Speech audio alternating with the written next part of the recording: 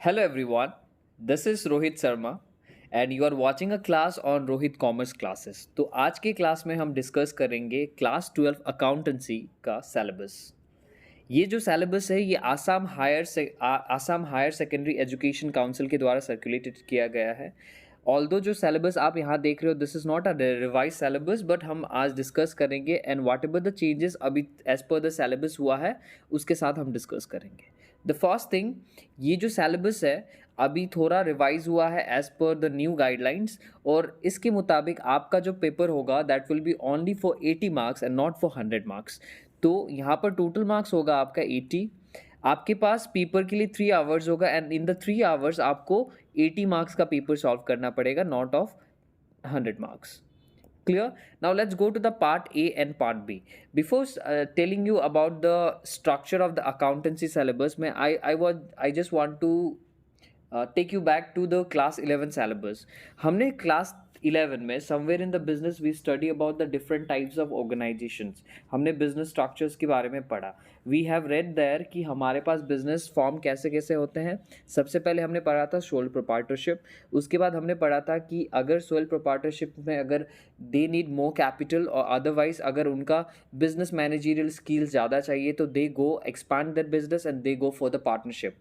और हमारा पार्टनरशिप में भी देयर वर सर्टेन लिमिटेशन, उसको ओवरकम करने के लिए we had another thing that is limited liability partnership. ठीक है, उसके बाद हमारे पास दूसरा फॉर्म ऑफ बिजनेस आता है जहाँ पर अगर आप you want to work under a compliances and the law तो उसके लिए आपका आता है कंपनी। राइट, हमने ये पढ़ा था।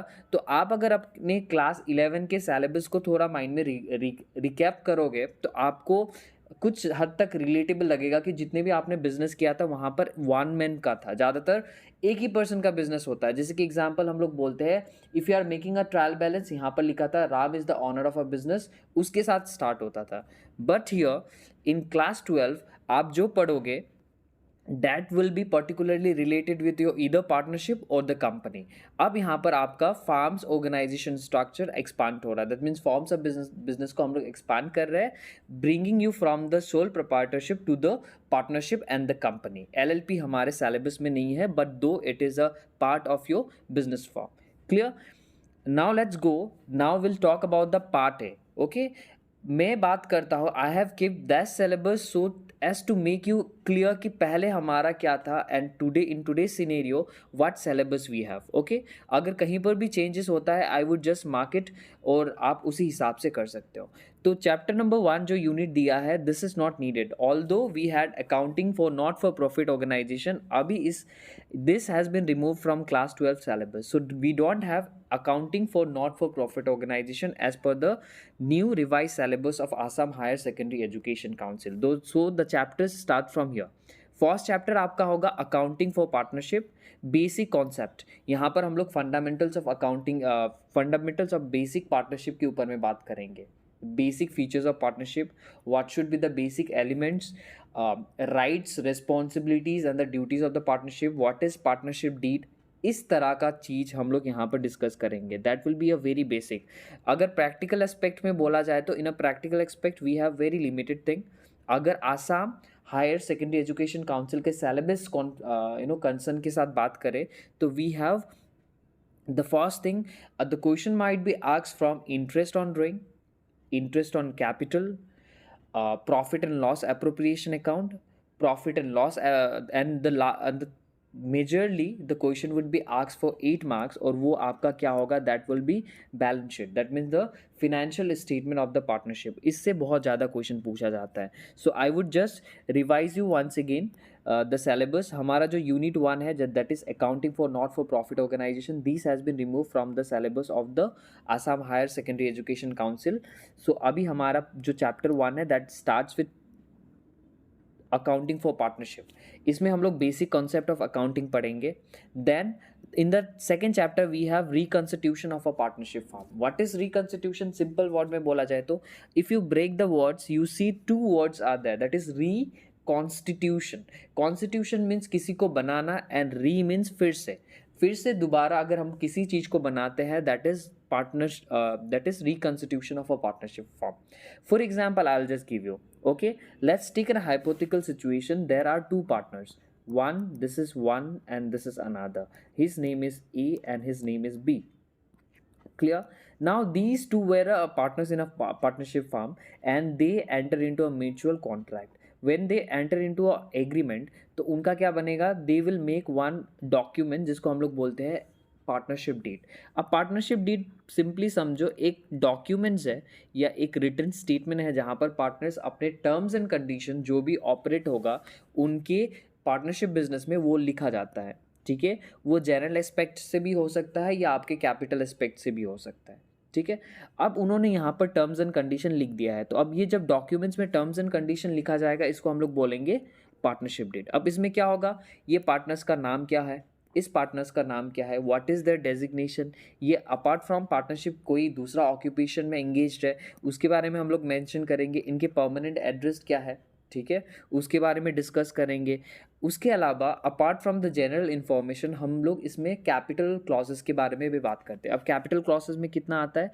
ए कितना कैपिटल कंट्रीब्यूट करेगा, बी कितना कंट्रीब्यूट करेगा, अगर प्रॉफिट होता है तो ए को कितना दिया जाएगा, बी को कितना दिया जाएगा. ठीक है, अगर पार्टनर्स अपने कैपिटल से मनी विड्रॉ करते हैं, दैट मीन्स ड्रॉइंग करते हैं, तो उसमें हम लोग एज एन इंटरेस्ट कितना चार्ज करेंगे, कितना परसेंट एप्लीकेबल होगा, ये सब ऑल इन डिटेल्स यहाँ पर लिखा जाता है so as to avoid the conflict among the partners. सोच लो अगर दो पार्टनर्स है, फ्यूचर में जाके कोई भी कन्फ्लिक्ट होता है, उस चीज़ को अवॉइड करने के लिए, मोर क्लैरिटी के लिए हम लोग क्या करते हैं, वो we make a partnership deed.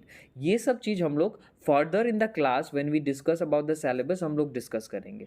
अभी just to make you clear कि हमारे चैप्टर्स में क्या क्या है, I am just giving a brief picture about the chapter number 2. अब क्या होगा, से फॉर एग्जाम्पल अब यहाँ पर तीसरा पर्सन आता है, हिज नेम इज सी. अब ये बिजनेस में जब ज्वाइन करेगा तो हमने पहले डिसाइड कौन कौन पार्टनर्स थे, we have only 2 partners that is A and B. अब ये ए और बी के बारे में ही यहाँ पर पार्टनरशिप डीड में लिखा था. जैसे ही सी आता है बिजनेस में तो सी भी पार्टनर्स बनेगा. अब जैसे सी पार्टनर्स बनेगा तो हमें क्या करना होगा, ये जो डॉक्यूमेंट्स है जिसको हम लोग पार्टनरशिप डीड बोलते हैं इसको रिवाइज करेंगे. रिवाइज मतलब इसमें रूल्स एंड रेगुलेशन, ड्यूटीज़, जो भी टर्म्स एंड कंडीशन है उसको चेंज कर देंगे. ठीक है, वो जब चेंज होता है तो उसको हम लोग बोलते हैं reconstitution of a partnership form. That means आपका जो टर्म्स एंड कंडीशन जो पार्टनरशिप डीड में लिखा गया है उसको हम लोग क्या करेंगे, चेंज करेंगे. ठीक है, इसके बारे में ही पढ़ेंगे. अब बेसिक सिचुएशन कब कब चेंज होता है, चेंज होने का हमारे पास majorly we have so many situation but as per the syllabus हमें 3 दिया है. कब कब रिकंस्टिट्यूशन हो सकता है, एडमिशन ऑफ अ पार्टनर. अगर कोई, मैंने एग्जांपल दिया जैसे कि कोई नया पार्टनर आपके बिजनेस में आता है, देन व्हाट हैपन्स, यहाँ पर क्या होगा, एडमिशन हो, एडमिशन में हमारा क्या होगा, the partnership deed will be change. ठीक है, तो वहाँ पर रिकंस्टिट्यूशन ऑफ अ पार्टनरशिप होता है. Second one is retirement. अगर कोई पार्टनर्स फार्म से निकल के जाता है तो 3% से अगर 2% हो जाएंगे उनके बीच में भी क्या होगा, शेयर्स इवेंचुअली क्या होगा, रिड्यूस होगा. एग्जाम्पल लेते हैं हम लोग सिंपल वाला, लेट्स टेक एन एग्जाम्पल. 2% थे, let's take 3% as an example. A B C, C ने बोला अब इसको रिटायर करना है. जैसे सी चला जाएगा, पहले पार्टनरशिप डीड में किन किन का हिस्सा था, तीनों पार्टनर्स का था. अब हमें क्या करना होगा, जैसे ही सी चला जाएगा then we will have home only these 2% that is A and B. तो फिर से हमें इस चीज़ को रिकंस्टिट्यूट करना पड़ेगा. तो रिटायरमेंट के टाइम में भी हम रिकंस्टिट्यूट करेंगे. All in all we will discuss in the classes, further classes. अभी के लिए याद रख लेना, रिटायरमेंट में भी हमारा क्या होता है, रिकंस्टिट्यूशन होता है. डेथ के कारण भी फार्म का रिकंस्टिट्यूशन होता है. And the last one we have is the dissolution of the partnership firm. Dissolution of the partnership firm means basically यहाँ पर बिजनेस ही बंद होना. ठीक है, देर आर सर्टेन कंडीशन जहाँ पर हमारा पार्टनरशिप बिजनेस बंद हो सकता है. It can be order by the court also if the court find its illegal.